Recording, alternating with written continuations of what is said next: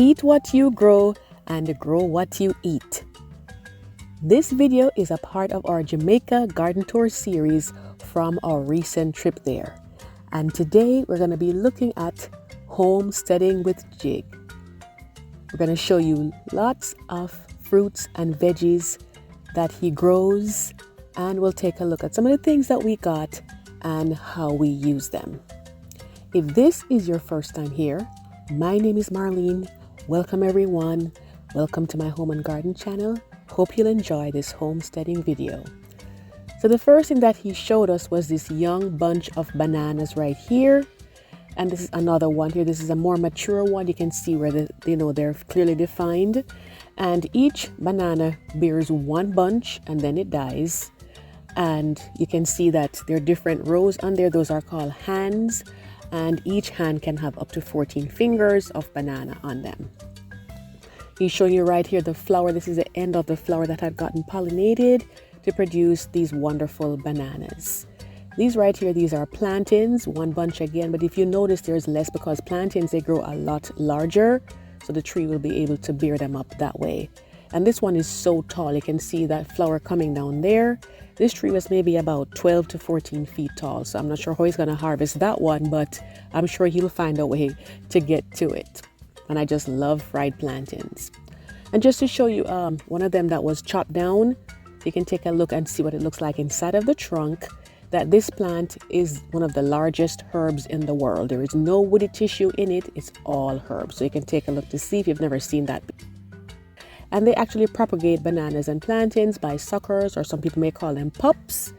And the ones that are grown in the wild, those ones are pollinated by bats for the most part. Commercially grown bananas are seedless, so they do not need to be pollinated. So that would not be an issue there. But we love, those that are grown wild. Right next to them here, we are seeing the breadfruit. And breadfruit is a fruit that looks like this when it's mature. They're harvested when they're just, mature, not ripened, and they're roasted with the skin on and then peeled, and they taste almost like a sweet bread. Very delicious, right? You can see that these are being eaten with some fish that was freshly caught from the ocean. And that was absolutely wonderful. Looking further down now, here we are seeing that there's some pumpkin. There's a pumpkin blossom right there, and it's being pollinated by some ants in there. And further along, this is a nice West Indian pumpkin that's growing right and it's camouflaging so well under the leaves, which I think is great. This is another one right here. This one, has it's just all green and it's coming along very nicely. And I just love to have pumpkins, like in soups and in baked goods. And you may ask about pollination. Are flowers planted around here? Not at all. These are all volunteer. They grow wild in this area and they're called bleeding heart vine, and you can see that there are lots of bees on there. This thing is like a magnet for bees, guys. I'm telling you, they were just all over it. So everything that needs to be pollinated will surely have a chance to do so with this plant around. And just take a closer look in, and I really had to be careful because there are so many bees around there, but it is really pretty too, not just a purpose that way. Over here now, he had some peppers. I'm just showing you one of the plants right there and how this is loaded with peppers. Just look at that, guys. I'm just trying to even understand how this plant is able to hold up with all of the peppers that are on there, because some of them are kind of being camouflaged by the leaves, so you're not seeing all of them. I'm trying the best I can to show you, but it is a very, very fruitful tree. Here's another one over here. This one has a few pest bites on there, but he says what he does is very little, coming in to control pests. They control themselves naturally in his homesteading, because you'll have predatory insects and other, animals that come in and get rid of the pests for him anyway. So he doesn't interfere with them too much. So it's very, very organic. Speaking of organic, guys, take a look at this. Instead of using like a plastic weed matting, he uses cardboard on here, which is common on the island. Not much plastic is used there because they want everything to be as biodegradable as possible. So they cut holes in there. That's what he did, and just planted the callalus, or amaranth as they're called, and they come up. And this also helps it to retain moisture that way, because when transplants are just coming up, especially like callaloo, they tend to need a lot of moisture, and rainwater of course is also used when they're just coming up too.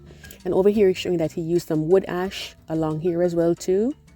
These right here are sweet cassava, and they are used to make a little flatbread that's called bammies on the island, and they are so delicious, guys. You can have them steamed or fried, and they're up to the top left of that picture there, but I'll show you a little further in the video, each of these things and how you can get them from growing them yourself. And over here, this pepper right here, it is kind of hiding, and guess what it's hiding under? It's hiding under a pomegranate tree. And this is a younger one. Typically, they say pomegranate takes about 3 to 5 years to produce fruit. So this one maybe has another 2 to 3 years or so before he'll be able to harvest from that one. Over here now, we have some fruits that are ready for us, and these are red coat plum. That's what it's called on the island. And my mom always had these, in our backyard when we were growing up, and here he's picking a few of them, and they're so nice and juicy. And of course, my husband also decided to go up in the tree to pick a few of them. These trees are brittle though, so you have to be really careful when you go up in there. And this is what we got, guys. They were so nice and so juicy. Now, this plant is one of the few fruit trees on the island that actually is deciduous, meaning that it loses the leaves in the winter, which is still fairly warm. And then it springs up with flowers early spring. And then after that, the leaves come on and the fruit matures, and then we get to enjoy them in the early summer. And just to say that this is a part of the Jamaica Garden Tour series, so be sure to check out the playlist when you get a chance. I will link it at the end for you. And this was just a wonderful video of my mother's legacy garden. Over here now we have the ackee, and the ackee is actually the national fruit. When it's mature, the skin gets red. These are some little tiny ones right here, which I think are so cute. But this is what it looks like, guys. The flesh is yellow, and that's what is taken off of the black seeds that you're seeing there. And then it's cooked, kind of like it's boiled first in salt and water, and then stir fried with codfish. So over here, I'm showing you what the meals look like, and you can see how most of these things came from what he would have been growing. You have the ackees right there. There's salted codfish in there, which that is bought. But over here we have some callaloo, which is stir fried with like onions and pepper and all of that. Those are some plantains right there, the sweet ones when they're ripe and sticky and nice and delicious. That's over there. There's some fried dumplings, and to the left that is the bammy, and I'm telling you that is one of the favorite things when they're fried. And this is yam right here, like a white yam that is harvested and peeled and boiled.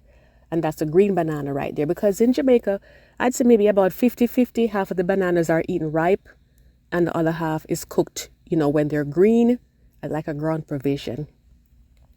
So over here, you're seeing how this looks right here. And I did a previous video showing a full layout of a hearty Jamaican breakfast some time ago. So I'll go ahead and link that in the description box. If you wanted to see that, you could check it out there. And can you guess what this is right here, guys? This is actually a guava. And if you've never tried guava before, you can go to your international market. You can get some there, but it makes the most wonderful drink in the world when you make it. And here are some little ones coming up. So I just love this succession. Some are maturing, and you have other trees there that have the other newer ones coming out. So I just love to see that. And of course, for your guava drink, you will need to have a little bit of lime in there. And here they are. And over here we have a coconut, a little young one. And this is what it looks like when they get mature. They get larger and larger. And the juice or the water from inside the coconut is always so delicious and refreshing, especially on a hot day. Over here now, this is moringa.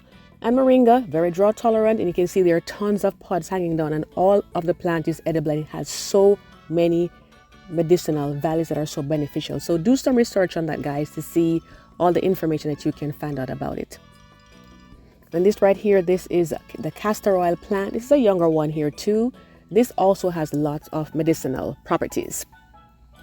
And over here now, this is an avocado tree, which is coming up. No fruits on this one yet, but it's only going to be a matter of time before that's going to happen. And over here now, you can see where you have the compost drum right there, where the compost is made in there. But he also does a lot of chop and drop, because there's so many banana tree leaves over there. So that helps to keep the plants moist, so that they don't dry out, and also provides nourishment to them. Now we move on to one of my favorite fruits, which would be the mango. And this is right here, this next to it, this is a guinea tree. And just to show you some of the things that we got, guys. So on the left, that would be the Moringa pods right there. I have a green one and a dried one.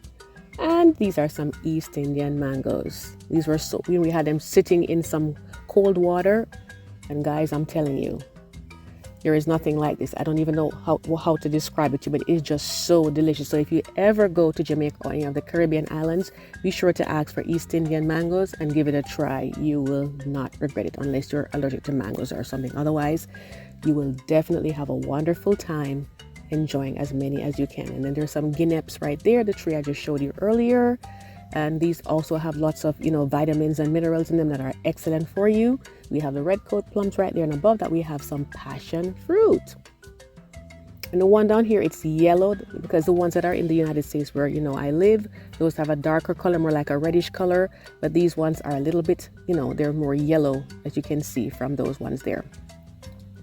And guys, if you wanted to support my channel additionally, you can always go ahead and get some of the merchandise. These are kind of like reminders of our Jamaica Garden Tour series. Of course, I have other patterns as well too available, but just check on a little tab that says tour, or you can look at a little shopping bag. Just click on that and it'll take you right there. So there are just so many things that are available out here, in the homestead. It's just such a very organic way of living, but it doesn't matter where in the world you are. Every area has its own native plants that's going to come in and allow you to live that lifestyle if that's what you want, just to keep it organic, to keep it cleaner, and to keep it more biodegradable. I want to take a moment to just say thank you so much, Gigg, for allowing us to come to your homestead and seeing all these wonderful things and enjoying the produce from there. It truly was a pleasure. And guys, just keep watching for the videos. I have another one coming up for you. It's going to be a few more, and then we'll switch over to my normal videos after that. But it's going to be about wayside flowers, and they are so gorgeous. So be sure to come back. If you've never subscribed, be sure to subscribe, so that way you'll be notified and you can come in and get to enjoy all of these wonderful plants and flowers that we saw when we were down there. Thank you so much for watching. Happy gardening, and I hope to see you in the next video. Take care.